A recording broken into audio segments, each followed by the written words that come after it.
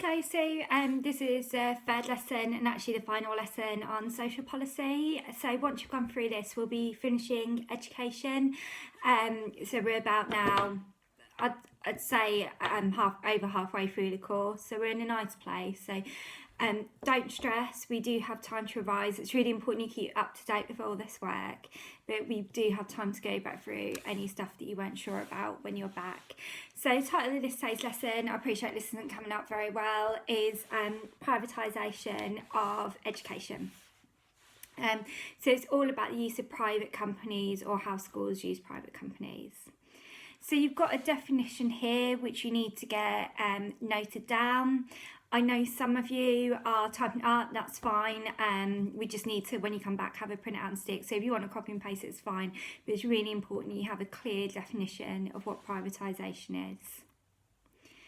Okay, your first paragraph is how schools use private companies. So we'll have a look at that. What I would like you to do is, first we're going to look at an example of a school that was failing. So the school was struggling within, sorry, I'll move that around, it makes it look like a floating head. This school was failing, it had really bad behaviour management and it was struggling. As we know, when a school struggles, this school is an academy, so it had a bit more control over its money. You should know that from the last couple of lessons. So rather than like choosing to internally train up their teachers, like try and bring in new behaviour management, this school decided to use a private company called Lilac Skies, and Lilac Skies came in and brought in loads of measures to help them support like the poor behaving students. So if what I could get you to do is underneath here where notes are, if you could click the YouTube clip and watch the example and describe it, because that's your evidence. Then if I could get you to read the article that's with that, and within that identify any problems with the use of this private company, and that would be your evaluation. And essentially for this paragraph you will have your explanation, your evidence and your evaluation for this paragraph. Okay, pause that and do that. Okay. Still in the same paragraph, this is developing it a little bit, and it's saying how schools can take this a little bit further. So what this demonstrates is that teachers can start making additional money. They can either leave the education system entirely and get a job within a private company. So you may have used at some point those, they're called magic whiteboards, and it's basically a whiteboard you stick on the wall and students can write on. That was the teacher that created that. So rather than carrying on working in education, they started a private company that was to do with education. Or alternatively, what some teachers can do is they can stay working in education and make a bit of money on the side with private education. So there's a website called TES that teachers use to look at resources and to look for jobs. And on that, some teachers will make a resource like what I'm doing, like a PowerPoint, and they will sell it to other teachers for like £2-3, and it's just a way of using your knowledge from education to make money in the private sector. And that's just a little something that you can take your explanation a little bit further with. Okay, your second paragraph then is on the impact of globalisation and privatisation. So with globalisation, we've used that term before, but just to remind ourselves, globalisation is how different countries are becoming a lot more connected. So if you've got like a few examples you could think of, the fact that we can transport over to the other side of the world, that's one thing that we previously couldn't, and it's contributed to globalisation. The fact that many of the products we use are from different countries, that's a factor of globalisation. The fact you can use things like Facebook to communicate with people who live in different countries, so some of you may have friends that you've never even met online, that's globalisation. So globalisation is any ways in which our world is more connected to each other. And what they could get you to do is to describe how globalisation has had an impact on education. That will be a 30-mark question. At the end of this lesson, I'm going to get you to do a task that will help you with that, because it's something that worries some students. You see it on there, like, when everyone's panicking and writing everything on Twitter, it tends to be the question people are worried about. So I'm going to give you some guidance at the end of this on how to answer that. But for now, globalisation. Now, these are the ways that you guys specifically would be impacted by globalisation. So we've got exam boards such as Edexcel are actually American. So if you think, if you've ever studied Edexcel, you've been impacted in your education by globalisation, because an American person has decided what you're going to be assessed on and how you're going to be assessed. So that's a factor of globalisation. Okay, many software that schools use are actually owned by Disney. I believe Sam Learning is owned by Disney. So we're using products that have had an impact on globalisation. Now, if I could get you, if you note these bullet points down, you'll need these down as your examples. Can I get you to add to this one, your second point, that this is an incentive, it's doing well for these corporations because it's a way to make a lot more money. We've seen this before when we've done globalisation, that it's common sense, isn't it? The bigger your audience, the more people will buy your products and the more money you'll make. Okay, and then the final thing, which is quite interesting with globalisation, is that schools are now starting to mirror each other on what policies they use. So if you remember from the first lesson on policy, which was free schools, that was an idea that was come up by Sweden. So we use a policy that we have taken from another culture. So some kids' entire school life will be affected by globalisation.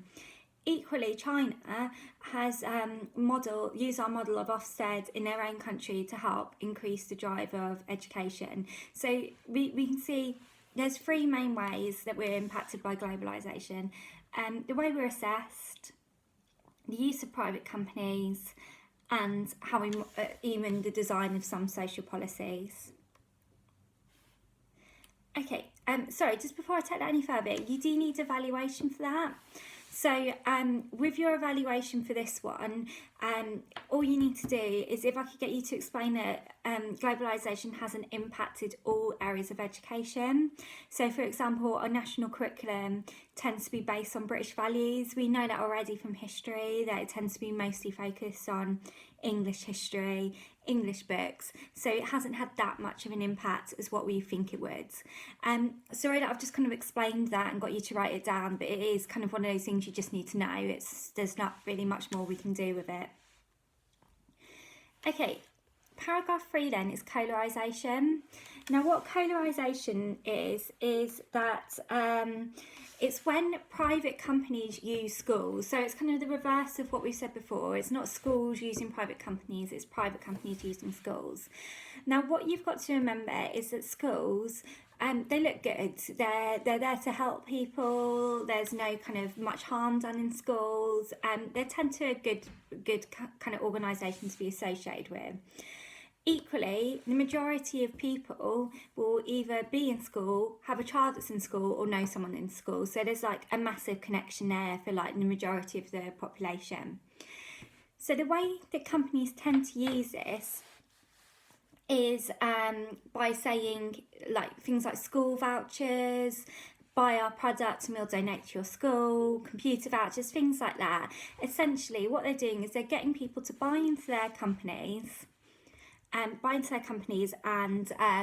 by promising to give back to schools. So maybe when you're at primary school you would have collected some vouchers with your parents that would have gone towards something in your school.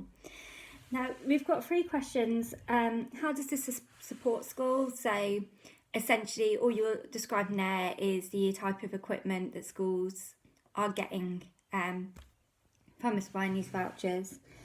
Now, what are the problems with these vouchers? Now, the problem with this voucher is that they're not actually as good of a deal as we think they're going to be. So it costs, to get a computer, someone would have to spend £110,000 in Sainsbury's at their school voucher times. When it was sports equipment, I think it was like 5,000 chocolate bars to get one volleyball post. So they're actually not particularly good. And also, this tends to increase inequality because you can imagine the schools that are going to get a lot of vouchers are schools where there's a lot of money coming in. So where you have a catchment area of predominantly middle upper class areas, you're going to get lots of vouchers, you're going to get lots of equipment. If you're in a school that's in quite a deprived area, people don't have as much money to be spending in the type of supermarkets like Sainsbury's that offer this, so you're not going to get as many vouchers. It's not going to have an impact on supporting your schools, so it increases inequality. So all of these things, this is kind of a difficult paragraph because essentially you've explained what polarisation is, that's your explanation. Your evidence has given an example of a type of place that's done this, so Sainsbury's, back to school vouchers, Dairy Milk have done sports equipment or computer vouchers. That's your explanation, your evidence. And then your evaluation is just explaining that these aren't actually that beneficial and it increases inequality. And you'll see on the next slide, you'll see on the next slide that Marxists are really, really critical of these types of companies. So they think that it's actually just used to make private companies look good and it has no benefit to the schools. They don't like the link with private companies and schools. They think it should be state funded. Okay. So, sorry, I'm going the wrong way. So, essentially, what we're going to look at is the type of question that could come up on this. So this is on here, which is applying material from item A. It asks you to both look at marketisation and privatisation and how it's had an impact on inequality. So we've gone through things quite quickly, and that's because I want you to do 3 tasks. There is, you will see, an essay planning sheet I want you to fill out. That looks like this, and I want you to fill that out as best you can. I don't normally mind if you send me stuff, but I want you to send me this because this is quite complex and I want to check people's understanding of it. You are also going to attach this, have a sheet of every single theory and research method that we've gone through so far. There's going to be 2 questions on the top of that. The instructions will be with it, so I'm just running through it with you. One of the questions will be assess the impact of globalisation on education. Now we've gone through one thing here, but there's 3 other points that we've looked at that look at the impact of globalisation. I just want you to colour code which ones you think will be relevant. If you're not sure, ask. And the other will be to find 4 ways that social policy has had an impact on education. There's several points you can use throughout the history of what we've looked at. So inequality could be gender, class, ethnicity and inequality. What's important is people see that term inequality and just randomly start talking about inequality.